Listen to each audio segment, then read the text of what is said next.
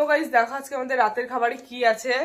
এই যে খিচুড়ি, আর খিচুড়ি বানিয়েছেন ইনি, এই যে এনার পুত্রী। কি খাচ্ছেন পুত্রী? শশা। এই দেখো খিচুড়ি, এই যে খিচুড়ি আছে, বেগুন ভাজা। আর হ্যাঁ, এটা মামি হয়, মামি। আমাদের পরম মামি। বেগুন ভাজা আছে, যেটা আমি খাবো না, কারণ খেলে অ্যালার্জি হয়ে যাবে। আর এই যে হ্যাঁ, এই যে ফুলকপির পকোড়া। ওকে দেবে না খেতে? এই যে বেগুনি, বেগুনি তোর খেলে তো আবার গা চুলকায়, তুই খাবি না। আবার এমনি বেগুন ভাজাও আছে, সেটাও তুই খাবি না। শশাও তো খাস না, দিয়ে আমার দিয়ে দে। না না খাবো। এখন খেয়ে দেখি চলো কেমন খেতে হয়েছে। লেবু খাবো না?